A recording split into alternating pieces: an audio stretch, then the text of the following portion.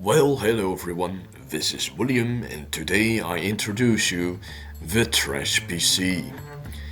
This computer obviously was picked up at the trash and has some really interesting specifications.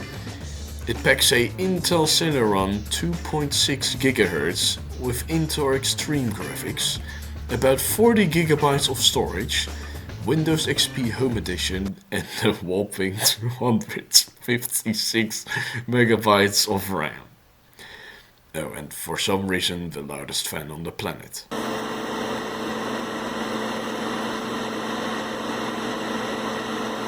First of all, I had to reinstall Windows XP with a different service pack, because this one was so outdated it wasn't even able to access the internet anymore.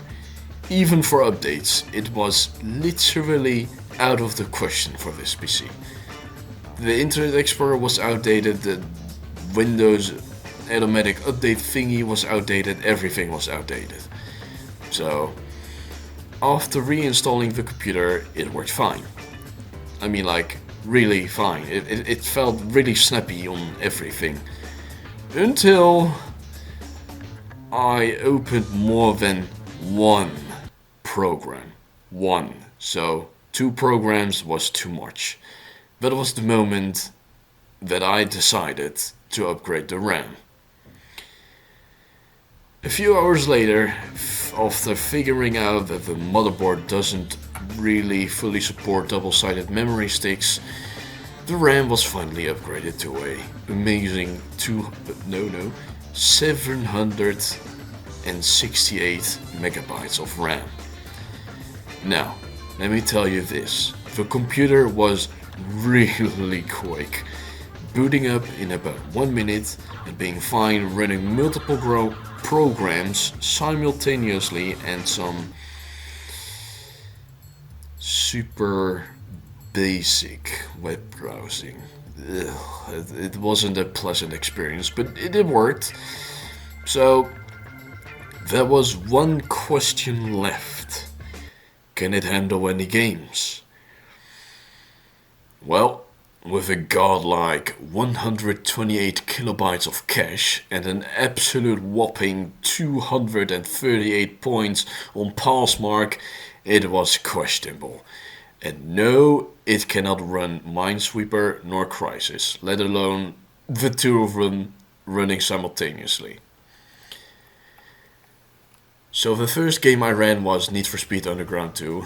Believe me, I wasn't able to get any frame counter or fraps or MSI Afterburner running, it just didn't work. So I had to, well, guess the frame rate. And at its lowest, and I mean lowest, I was able to maintain an average of about 12 frames per second. At some points 20, 22, but there were also moments it dropped down to like 2 or 5 frames per second. And we're talking literally about the lowest settings here. It was like the lowest possible. So I thought, okay, what about a shooter? Maybe a simple old classic shooter like Halo Combat Evolved. So after installing Halo Combat Evolved and getting a warning that the computer wasn't really compatible, well, it was absolutely right. The warning, it said, yeah, sorry man, your computer is a tad slow on this one. Yep, he was alright. Running about also 15 frames per second and most of the times having frame drops below 10. And we wasn't even out in the open area yet. We were in the ship, the intro area. There was nothing special. Only explosions and closed spaces. Nothing much to render. And it was one hell of a time for me to get around, as you can see. So yeah, so that wraps it up. I hope you guys enjoyed the video. I just wanted to share it with you guys because you know, it was something I found, and I thought, well, why not? Let's see what it can do.